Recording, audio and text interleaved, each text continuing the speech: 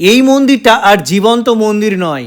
এখানে আজ আর কোনো পুজো হয় না। কিন্তু কেন, কি এমন ঘটেছিল যে একসময় সূর্যদেবের আরাধনায় মুখর এই মন্দির আজ শুধুই ইতিহাসের সাক্ষী? চলুন জেনে নেওয়া যাক ওড়িশার বিখ্যাত কোণার্ক সূর্য মন্দিরের সেই অজানা ইতিহাস। এখন আমরা দাঁড়িয়ে আছি ওড়িশার কোণার্ক সূর্য মন্দিরে। দূর থেকে দেখলেই বোঝা যায় এটা শুধু একটা মন্দির নয়, এটা যেন পাথরে লেখা ইতিহাস। প্রায় 800 বছর আগে 1250 খ্রিস্টাব্দে পূর্ব গঙ্গা বংশের শক্তিশালী রাজা নরসিংহদেব প্রথম সূর্যদেবের উদ্দেশ্যে এই বিশাল মন্দিরটি নির্মাণ করেছিলেন। তখন এই এলাকা ছিল কলিঙ্গ সাম্রাজ্যের অংশ, আর এই মন্দির ছিল সেই সাম্রাজ্যের গৌরবের প্রতীক।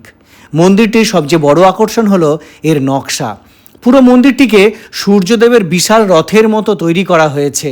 চারদিকে 24টি বিশাল পাথরের চাকা আর 7টি ঘোড়া।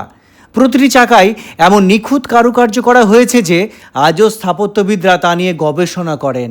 অনেকে বলেন এই চাকাগুলো সূর্যের ছায়া দেখে সময়ও বোঝাতে পারত। কিন্তু প্রশ্ন হলো, এত সুন্দর আর এত বিখ্যাত একটি মন্দিরে আজ আর পুজো হয় না কেন?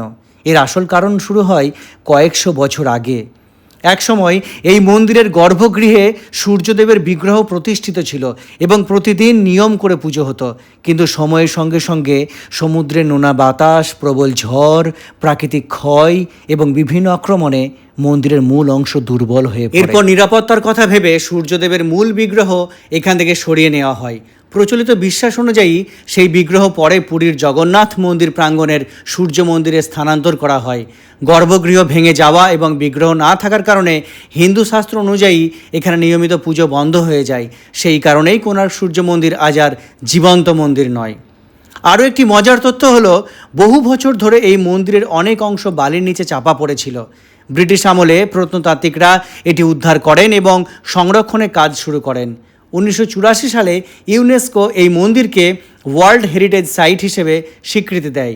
আজ যখন এই মন্দিরের সামনে দাঁড়াই, তখন শুধু পাথরের কারুকার্য দেখি না, দেখি প্রায় 800 বছরের ইতিহাস, অসাধারণ স্থাপত্য, শিল্পকলা নিদর্শন আর এমন এক সভ্যতার গল্প যারা পাথরকেও জীবন্ত করে তুলেছিল।